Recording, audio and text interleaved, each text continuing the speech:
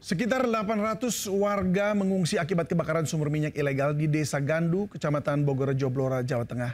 Warga mengaku trauma dan memilih mengungsi karena api dari sumur minyak belum juga padam.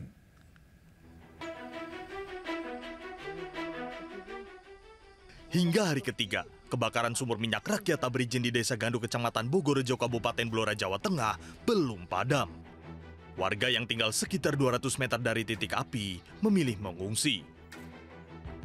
Hingga tadi malam, warga mengungsi mencapai 800 orang. Ada yang tinggal di balai Desa Gandu, di rumah saudara, bahkan ada yang tinggal di pinggir hutan dengan menggelar terpal. Seorang warga mengaku trauma. Ia sempat mendengar ledakan keras sebelum terlihat kobaran api membesar di area sumur. Warga mendesak Pemkab segera menutup sumur minyak ilegal. Di dalam rumah itu ada suara letusan, saya langsung keluar, api itu asamnya sudah tebal gitu. Saya langsung lari, melarikan diri mencari selamat ya. Jadi melihat ada yang kebakar itu. Pemkab Blora telah membangun dapur umum bagi para pengungsi. 900 bungkus makanan dibagikan ke warga 3 kali sehari. Sebelumnya, hari Minggu lalu sumur minyak rakyat di Desa Gandu, Blora terbakar. 3 orang tewas dalam peristiwa ini. Dari penyelidikan, sumur minyak tersebut ternyata tak berizin alias ilegal. 4 orang telah diperiksa kepolisian. Kepolisian memastikan sumur minyak ilegal akan segera ditutup. Dari Blora, Jawa Tengah, Heri Purnomo, iNews melaporkan. Hingga siang ini api di sumur minyak ilegal di Blora, Jawa Tengah belum juga padam. Sudah ada rekan Heri Purnomo di Blora. Heri, selamat siang. Bagaimana penanganan pemadaman api di sumur minyak? Ya, selamat siang. Saya sampaikan bahwa di lokasi di Dukuh Dono, Desa Gandu, Kecamatan Bogorejo, api yang berasal dari sumur minyak rakyat yang belum berizin masih berkobar. Dan di belakang saya tampak ada 4 alat berat yang masih standby karena ini kondisinya hujan deras yang sedang melakukan pengurukan. Nantinya alat tersebut akan diunggah ke titik api sehingga harapannya nanti api dapat padam. Dan untuk para pengungsi sudah ada 800 orang yang hingga saat ini masih mengungsi di balai desa, ada juga yang di rumah-rumah tangga.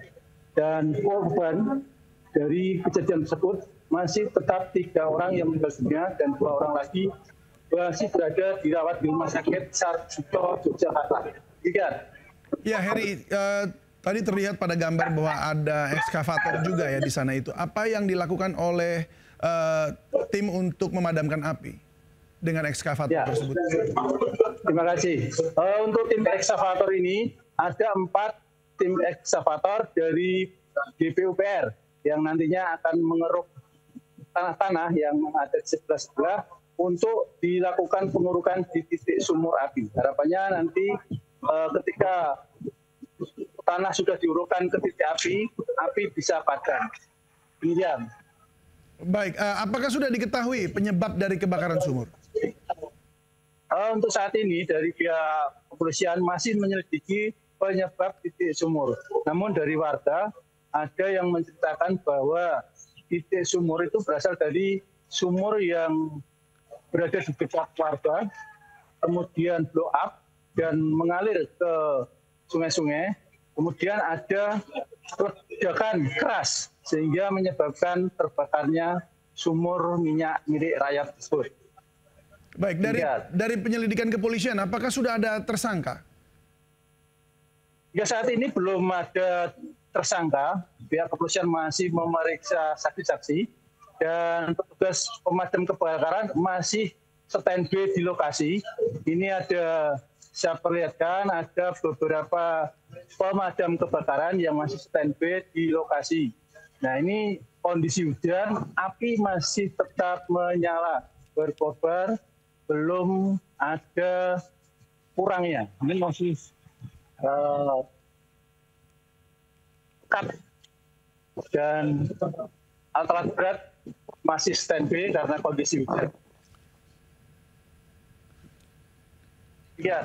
Ya baik, Heri Purnomo, terima kasih untuk laporannya. Tentunya kami tunggu update selanjutnya. Selamat bertugas kembali. Kemacetan parah terjadi pagi ini di kawasan tol Depok Antasari. Selain akibat guyuran hujan, kemacetan juga disebabkan 1 unit bus Transjakarta mengalami mogok di jalur lambat. 1 unit bus Transjakarta terekam amatir warga mogok di jalur lambat hingga menyebabkan kemacetan parah dari kawasan Krukut Depok hingga exit tol Cilandak Jakarta Selatan. Selain karena bus Transjakarta mogok, kemacetan juga disebabkan guyuran hujan yang sejak pagi terjadi. Akibatnya kemacetan parah terjadi dan membuat arus lalu lintas tersendat dan perjalanan semakin lama. Pengendara yang melintas di sekitar tol Destari pun diharap bersabar, menjaga jarak aman serta menyiapkan waktu ekstra di perjalanan.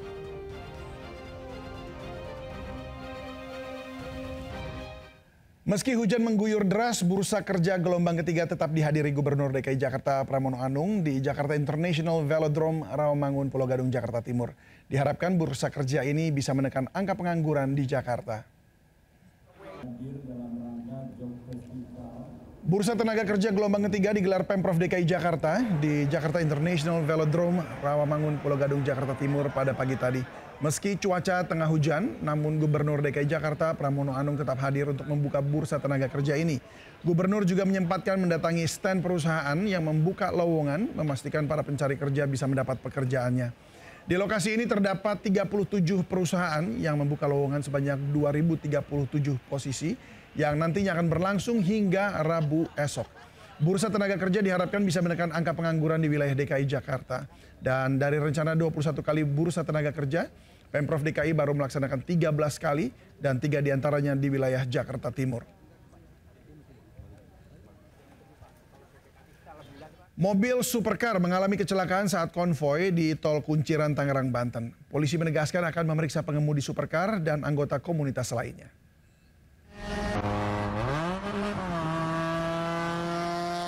Peristiwa terjadi saat rombongan mobil mewah melintasi tol dengan kecepatan tinggi menuju arah Serpong. Namun saat di kilometer 15.500, pengemudi mobil berwarna putih hilang kendali hingga menabrak pembatas jalan. Beruntung saat kejadian, kondisi tol sedang sepi hingga tidak terjadi tabrakan beruntun. Pengemudi juga tidak mengalami luka, hanya mobil mewahnya rusak.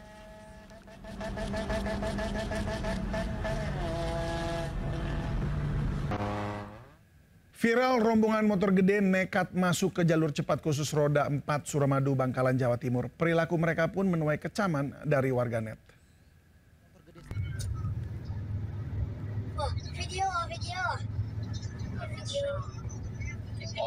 Aksi tidak terpuji rombongan motor gede saat melintasi jalur cepat jembatan Suramadu ini viral setelah direkam dan diunggah warga di media sosial.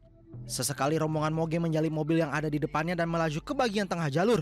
Dari penuturan si perekam video, rombongan moge ini terdiri atas 30 lebih kendaraan, namun hanya sebagian saja yang nekat masuk ke jalur roda 4. Menanggapi viralnya video ini, pihak kepolisian menyatakan bahwa rambu yang terpasang di jembatan Suramadu sudah sangat jelas sehingga pengendara seharusnya menggunakan jalur sesuai dengan peruntukannya. Saat ini petugas polisi masih menelusuri identitas rombongan moge itu. Dari Bangkalan, Jawa Timur, Taufik Syarawi, iNews melaporkan. Pemirsa, kita ke informasi lainnya. Demi sawah bebas tikus, Bupati Indramayu Luki Hakim rela pegang puluhan ular untuk ditebar di area persawahan. Bupati artis itu bahkan turun ke sawah pakai baju dinas langsung usai ikut upacara bendera hari Minggu kemarin.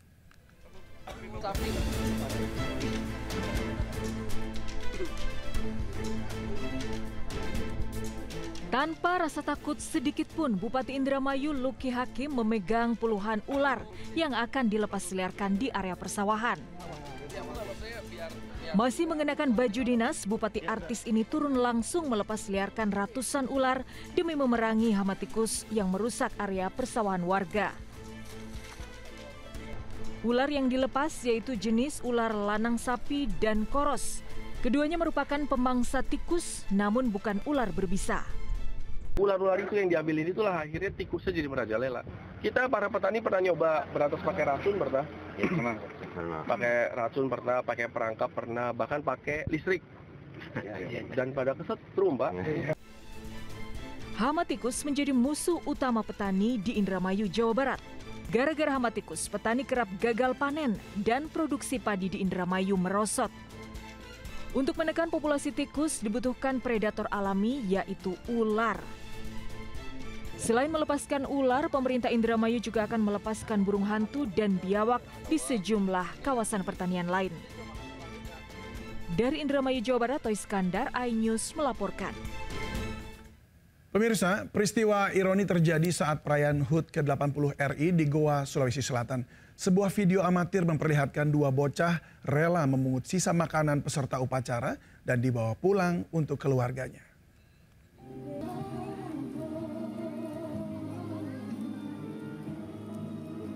Video amatir memperlihatkan peristiwa ironi usai perayaan HUT ke-80 di lapangan Sultan Hasanuddin, Sumba Opu, Goa. Dua bocah berusia 7 tahun berkeliling meja dan kursi tamu peserta upacara, mencari dan memungut sisa kue yang tidak dihabiskan. Sisa makanan di kardus termasuk yang terjatuh di karpet dimasukkan ke kantong plastik dan dibawa pulang untuk dimakan bersama keluarganya. Sementara hanya beberapa meter dari bocah ini terlihat masih berlangsung kemeriahan perayaan HUT RI. Peristiwa ini pun viral dan mengundang empati warganet, termasuk Kapolres Goa yang langsung mendatangi rumah kedua bocah untuk memberikan bantuan. Bocah pemungut kue acara HUT RI diketahui tinggal di sebuah rumah semi permanen di Kecamatan Sumba Opu. Kedua orang tua bocah merupakan pedagang sayur dengan penghasilan pas-pasan. Dari Kabupaten Goa, Sulawesi Selatan, Bukma, iNews melaporkan. Menyemarakkan HUT ke-80 kemerdekaan Indonesia, sebuah lomba unik digelar di Yogyakarta, yakni lomba melamun, di mana para peserta akan dinilai dari durasi paling lama dan paling ekspresif.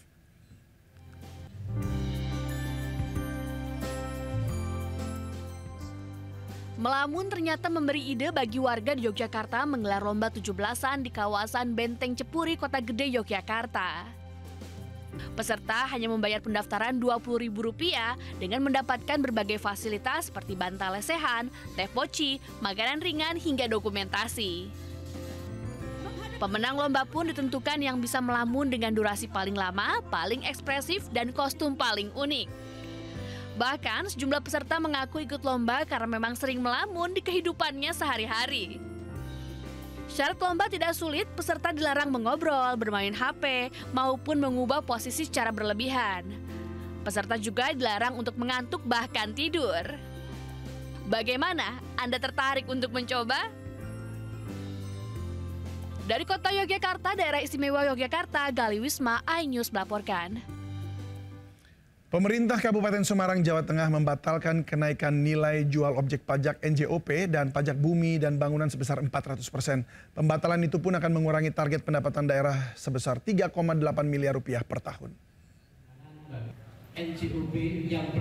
Bupati Semarang, Ngesti Nugraha menegaskan pihaknya membatalkan kenaikan PBB sebesar 400% hingga akhir Desember 2025 mendatang. Batalnya kenaikan tarif PBB akan mengurangi target pendapatan daerah sebesar 3,8 miliar rupiah dari total 88 miliar rupiah per tahun. Meski begitu, Bupati Semarang menyebut pembatalan tidak akan mempengaruhi program pembangunan di Kabupaten Semarang karena pemerintah akan mencari sumber dana melalui investasi agar tidak membebani masyarakat. Sebelumnya kenaikan PBB sebesar 400% di Kabupaten Semarang dikeluhkan warga dan sempat viral di media sosial. Langsung kembalikan suratnya dicabut. Pantang menyerah sebelum bupatinya lengser, ribuan warga Pati akan kembali menggelar aksi pada 25 Agustus mendatang. Warga mendirikan posko 24 jam untuk mengawal pansus hak angket pemakzulan Bupati Sudewo. Jangan hanya 5.000 orang, 50.000 orang suruh ngerahkan. Aliansi Masyarakat Pati akan kembali menggelar aksi pada Senin 25 Agustus 2025. Aksi lanjutan digelar untuk mengawal pansus hak angket pemakzulan Bupati Sudewo yang kini tengah bergulir di DPRD Pati. Aliansi Masyarakat Pati juga mendirikan posko masyarakat Pati Bersatu dengan 3 tujuan. Mengawal pansus hak angket pemakzulan Bupati Sudewo, menerima pengaduan korban kebijakan Bupati, dan menampung pengaduan korban kekerasan aparat dalam demo 13 Agustus lalu. Demo puluhan ribu warga memprotes kenaikan PBB 250% pecah di komplek kantor Bupati Pati 13 Agustus lalu. Demo berlangsung ricuh, Bupati Sudewo yang sempat muncul di tengah massa dilempari botol air minum. Meski kenaikan PBB dibatalkan, warga terlanjur marah. Massa meminta Sudewo mundur dari jabatannya. DPRD merespon tuntutan massa dengan membentuk pansus hak angket selidiki 12 kebijakan Bupati Pati yang menuai polemik. Menteri Dalam Negeri Tito Karnavian mengingatkan masyarakat Pati agar tidak anarkis saat menggelar demo. Ya, ini biarkan ini proses pendapat saya. Pansus kan ada mekanismenya. Jadi jaga jangan sampai terjadi aksi anarkis. Menyampaikan pendapat boleh-boleh saja. 50.000 orang suruh ngerahkan. Dari Pati, Jawa Tengah, Lazarus Sandi, iNews melaporkan. Berniat melerai keributan, seorang jukir liar justru jadi sasaran penganiayaan anggota Ormas di Tanah Abang, Jakarta Pusat. Ironisnya, meski sudah melaporkan ke polisi, pelaku hingga kini belum juga ditangkap. Orang salah sasaran nih. Orang misalnya malah dihajar. Ibnu Abbas, pemuda yang menjadi jukir liar ini terkapar tak berdaya usai dianiaya seorang anggota Ormas di Jalan Kebon Kacang, Tanah Abang, Jakarta Pusat. Bahkan akibat penganiayaan, korban menderita luka di wajah dan perut sehingga harus dievakuasi ke RSCM untuk mendapatkan pertolongan medis. Aksi penganiayaan ini berawal saat korban berusaha melerai keributan antara rekannya sesama jukir liar dengan anggota salah satu ormas pada 19 Juli lalu. Karena keributan tidak berlangsung lama, korban pun melakukan aktivitasnya menjadi jukir, namun tiba-tiba ia diserang anggota ormas secara membabi buta. Meski telah 1 bulan berlalu, namun hingga kini korban masih terkapar akibat luka yang tidak kunjung sembuh. Ironisnya lagi, laporan yang dilayangkan ke Polsek Metro Tanah Abang disertai bukti hasil visum belum terlihat kelanjutannya. Bahkan pelaku diketahui masih berkeliaran bebas. Korban berharap polisi segera menindaklanjuti kasus dan menahan pelaku lalu mengganjar dengan hukuman setimpal. Dari Jakarta, Rani Sanjaya, iNews melaporkan. Ogah bayar royalti musik, para pengusaha resto, warung, kafe, hingga tempat hiburan putar otak cari alternatif. Di Cilegon, Banten, pengusaha tempat biliar pilih pakai musik artificial intelligence atau AI agar bebas tagihan royalti.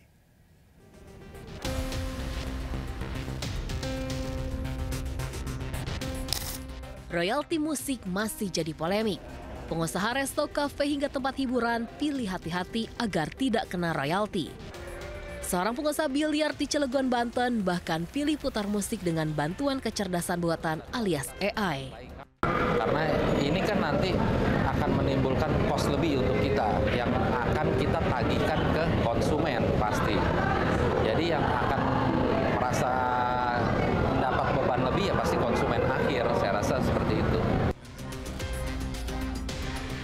Selain ogah bayar royalti, beberapa pengusaha meragukan penarikan royalti oleh Lembaga Manajemen Kolektif Nasional akan sampai ke pencipta lagu. Publik pun menuntut transparansi dari LMKN. Menteri Hukum Supratman Andi Aktas memastikan segera melakukan audit bagi LMK dan LMKN untuk menjawab tuntutan transparansi publik. Tim Liputan iNews melaporkan. Gerobak pedagang cilok jadi sasaran amuk preman karena menolak membayar uang Bank Jago sebesar Rp250.000 di kawasan Bundaran HI Jakarta Pusat. Usai video viral, polisi membekuk pelaku yang tengah menyantap nasi bungkus di pinggir jalan. Dagang lagi sepi, oke, dipalak preman, dipalak jambret, disemayani we, kocok dipecah. Seorang pedagang cilok curhat sambil merekam gerobaknya yang mengalami pecah kaca usai dirusak preman di kawasan Bundaran HI Menteng, Jakarta Pusat. Korban tidak menyangka preman yang memalaknya tega menghancurkan gerobak usai menolak membayar uang jago sebesar Rp250.000. Polisi pun bergerak dan mengamankan pelaku yang tengah bersantai di kawasan Kebon Kacang, Tanah Abang. Pelaku MG alias Pencot sempat melawan saat diamankan sehingga harus dipaksa dan digelandang ke Polres Jakarta Pusat. Pelaku mengaku melakukan aksinya dalam kondisi mabuk sehingga naik pitam ketika tidak diberikan uang oleh korban.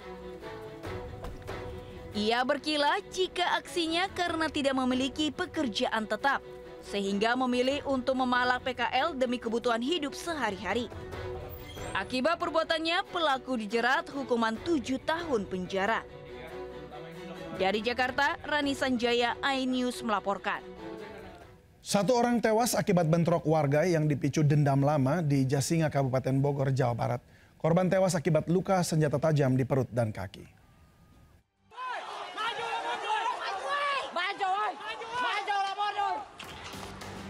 Bentrokan antara warga Kampung Parung Sapi dengan Kampung Petei, Desa Kalong Sawah, Kecamatan Jasinga, Kabupaten Bogor, Jawa Barat, pecah. Mereka terlibat bentrok sambil menenteng senjata tajam. Das, akibat bentrokan ini, 1 orang tewas dengan luka tusukan di perut dan luka sabetan di kaki.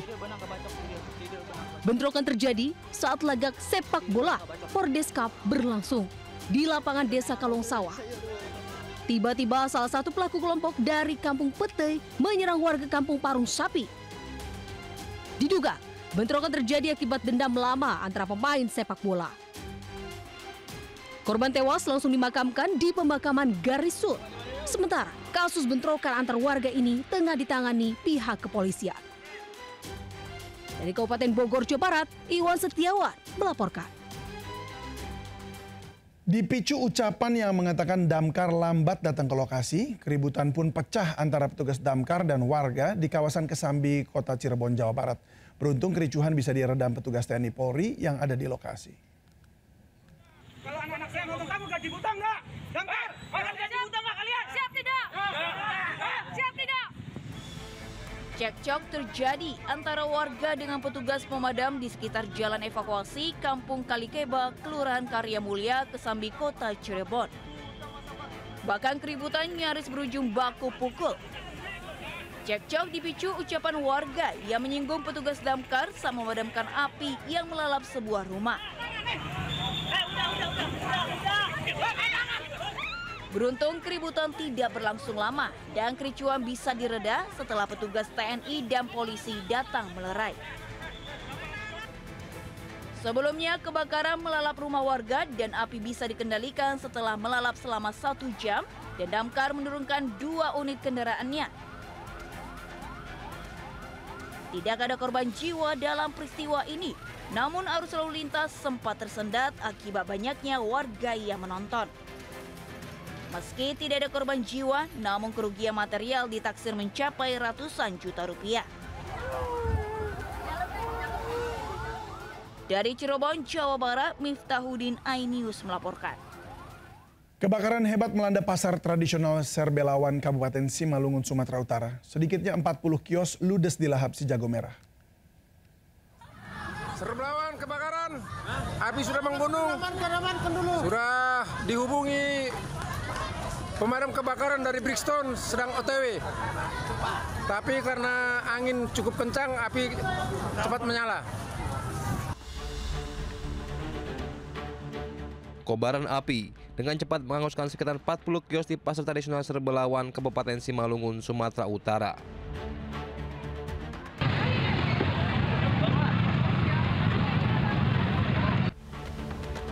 Sejumlah warga dan pedagang panik berupaya menyelamatkan barang dagangan mereka.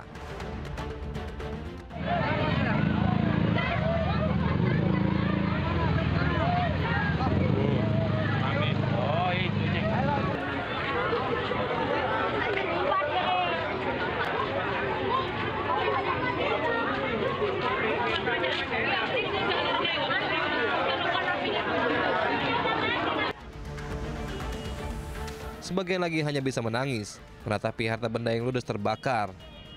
Cuaca panas disertai angin kencang membuat api cepat membesar. Menurut saksi, sebelum kejadian ada pemilik kios yang membakar sampah. 7 mobil pemadam dikerahkan ke lokasi. Tidak ada korban.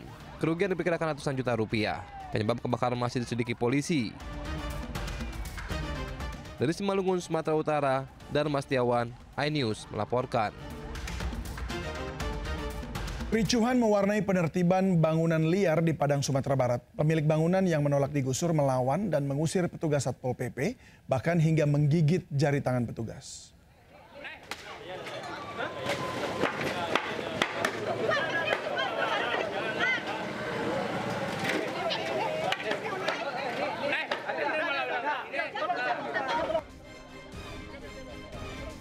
Pemilik warung tak kuasa menahan amarahnya ketika sejumlah petugas Satpol PP hendak membongkar bangunan warungnya yang berada di badan jalan kawasan Air Tawar, Kecamatan Padang Utara, Kota Padang, Sumatera Barat. Ya Allah,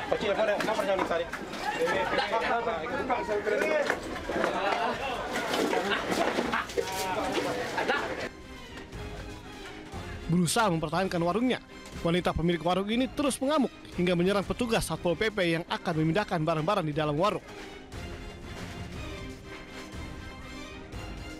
Pemilik warung akhirnya menyerah dan hanya bisa pasrah menyaksikan tempat jualannya dibongkar petugas.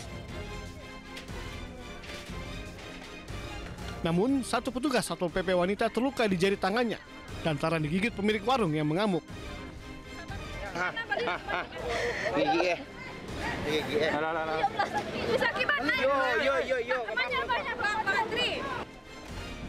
Sebelumnya, Satpol PP telah melayangkan surat peringatan dan memberi tenggat waktu agar pemilik warung membongkar sendiri bangunannya. Namun, imbauan itu dihiraukan hingga berujung pada penggusuran paksa. Dari Padang, Sumatera Barat, Budi Sunandar, iNews melaporkan. Kemacetan parah terjadi hampir di seluruh Jakarta pagi ini akibat hujan. Kita akan menuju ke Anissa Rizkia yang saat ini berada di kawasan Sudirman, Jakarta Pusat. Anissa, seperti apa situasi lalu lintas sekarang?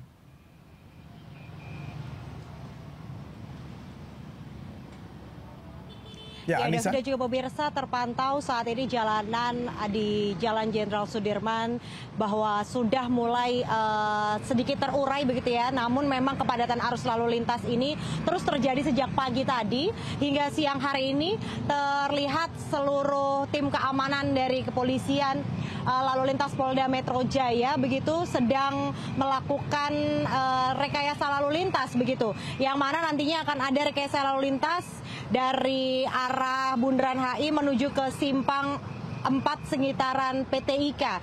Dan memang ini disebabkan karena usai libur panjang, David dan juga pemirsa, tadi pagi juga Jakarta diguyur hujan deras hingga siang hari ini kita lihat bersama di layar kaca Anda, memang di Jalan Sudirman ini terpantau kendaraan roda 4, kendaraan roda 2 dan transportasi umum melintas.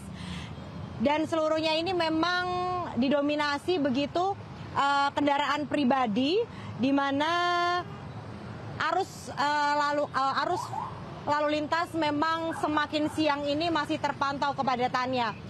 Dan hingga saat ini memang volume kendaraan yang melalui kawasan Sudirman dari Bundaran HI menuju Blok M terpantau lebih padat dibandingkan dari arah Blok M menuju ke Bundaran HI, terlihat lebih lengang. Hingga saat ini juga kami masih memantau apakah rekayasa lalu lintas ini akan diberlakukan seterusnya, mengingat jumlah volume kendaraan di daerah Sudirman ini terlihat cukup padat.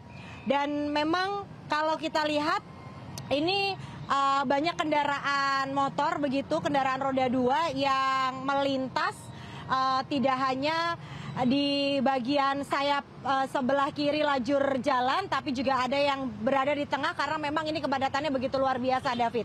Hingga kini kami masih terus menantikan apakah nantinya dari pihak kepolisian akan melakukan rekayasa dari Jenderal Sudirman hingga perempatan PT IKA. Kita akan tunggu update-nya.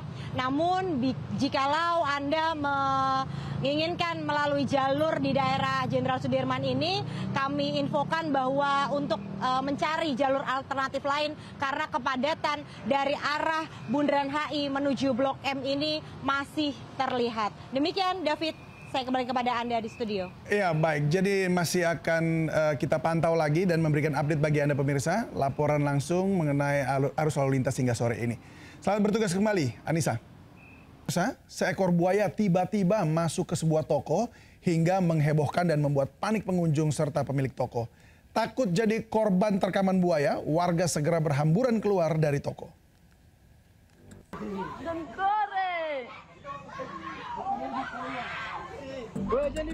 Seekor buaya tiba-tiba masuk ke dalam sebuah toko di Desa Wayo, Kabupaten Pulau Taliabu, Provinsi Maluku Utara. Hal ini pun membuat panik para pengunjung toko. Buaya dengan panjang 2 meter ini berjalan di lorong dan bersembunyi di bawah rak barang.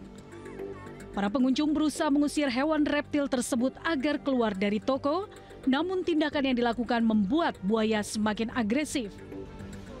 Setelah hampir 1 jam, buaya tersebut akhirnya berhasil dievakuasi oleh personil pemadam kebakaran Taliabu. Tidak ada korban luka maupun kerusakan fatal akibat buaya tersebut. Fenomena buaya masuk pemukiman warga di Kabupaten Taliabu kerap terjadi belakangan ini. Selain karena hujan deras yang mengguyur Pulau Taliabu, hal ini diduga juga disebabkan perubahan fungsi lahan yang mengakibatkan kerusakan habitat buaya. Dari Pulau Taliabu, Maluku Utara, Ismail Sangaji, iNews melaporkan. 2 pemuda nekat menembaki rekan kerjanya sebanyak 15 kali hingga menyebabkan 1 orang terluka di Bogor, Jawa Barat. Aksi koboi dilakukan pelaku karena dendam dengan korban merupakan musuh bebuyutan semasa masih sekolah.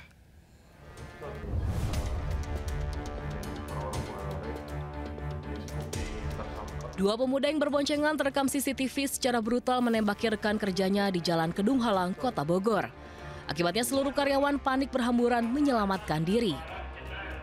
Usai melakukan aksinya, kedua pelaku kabur sementara 1 orang terluka akibat terkena tembakan airsoft gun di kaki dan punggung.